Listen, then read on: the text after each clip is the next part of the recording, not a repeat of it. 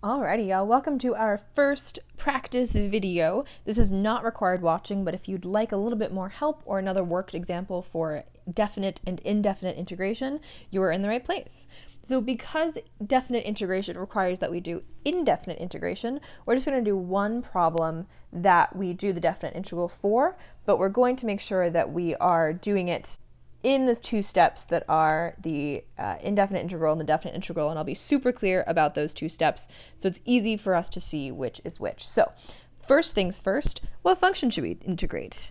How about we do f of x is equal to x to the fourth minus 3x squared plus 3. And this function is a cool one. It looks a little bit like a fun w situation, and we've raised it up a little bit, so it's kind of like whoop. With this point being on the y-axis, even though it's a little hard to tell in my beautiful image here. And what we're going to be doing is we are actually going to be finding the integral from 0 to 3, which is super cool because it is sort of from here to like this fun jump here. So we're going to be finding this area under the curve right here. So pretty awesome stuff.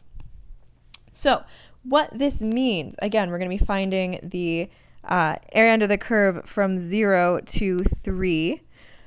So we are going to be finding the integral from 0 to 3 of x to the fourth minus 3x squared plus 3 dx. So there is my setup. And remember, if I didn't have my a and b, then it would be an indefinite integral, but because I do have my a and b, I just need to do the extra step of solving out for my actual area. So first things first, let's take a look at the indefinite part of this. Let's do the integral. So in order to do this, the first thing I want to do is my sum rule. So my sum rule tells us that this is equal to the integral of x to the fourth minus the integral of 3x squared plus the integral of 3. And I have kind of done the sum and differential at the same time. You can also think of this as like a plus negative integral. So that's sort of just what is happening there. So my sum rule, aka my difference rule, do the same thing, allows me to split this guy up into 1, 2, 3 different smaller integrals that I can then solve individually. Next up, we're going to look at our constants, because remember, we can just pull those guys out. So anywhere I have a constant, which is going to be here, and here, because remember this is secretly 3x to the 0. I'm going to go ahead and pull those guys out. So this is going to be the integral of x to the fourth, no constant there, it's just a 1, minus 3 times the integral of x squared, because my constant's going to go whoop. Same with this constant to give me plus 3 times the integral of x to the 0. Once my constants are out, I'm going to do my power rule.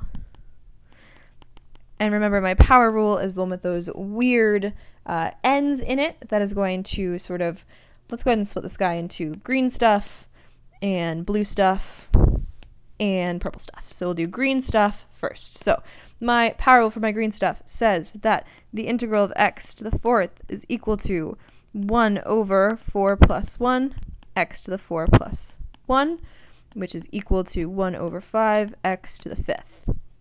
Awesome. Now let's do the integral. So this is going to be 3 times the integral of x squared for my blue stuff. 1 over 2 plus 1, x to the 2 plus 1. Multiplying in my 3 is going to give us 3 over 3, x cubed, which is just going to be x cubed. Nice, that worked out. And last but certainly not least, 3 times the integral of x to the 0 means we're going to have 1 over 0 plus 1, x to the 0 plus 1, which of course is equal to x to the 1, which is just x. All right, so I've got each of my component pieces. I can put them back together, and I can see that this is now equal to 1/5 x to the fifth minus 3, oh, no, my 3 went away, just kidding, x to the third plus x. Nice, so some of my constants got absorbed, which is lovely. Nope, I forgot a 3 there. There's a 3 there. Classic. Cool. So instead of refilming that, let's just toss that back in. There's a 3 here, which means there's a 3 here, which means there's a 3 here, which means there's actually 3 here as well. Okay, so there is that 3. I was wondering where it went. Remember that because we have my 0 to 3s up here, I need to take this from 0 to 3, which means I have my extra fun step of doing f of 3 minus f of 0. So let's do that now. Equals 1/5. X is going to be, first we're going to do 3 to the 5th minus 3 cubed plus 3 times 3. We're going to subtract 1/5, 0 to the 5th. Oh, I love zeros. This is going to be awesome. 3 cubed. This is good. Jesus, Alex. 0 cubed, because it's just f of 0, plus 3 times 0. All right, I am out of room on my page, so let me extend this out. Give me 1 second here. Okay, so we're back, and at this point, it is just a matter of doing some math. So let's go ahead and solve these guys out. So 1/5, and then if we do 3 to the 5th, that is going to give us 243, right? Yep, 243 minus 3 cubed is going to give us 27 plus 9 minus, and we're going to distribute our negative, so we're just going to keep this in our parentheses for now. A 0. Another 0. Oh, it's 0. Okay, they're all zeros. What a delightful thing. So these can go away, and we're just going to end up with 243 divided by 5, which is 48.6, minus 27 plus 9. So 48.6 minus 27 plus 9 is going to give us 30.6. I'm just going to double check and make sure that that's actually right and I didn't do algebra wrong. Aha, amazing. It is right. So 30.6 is the area under my curve from 0 to 3. And that's it.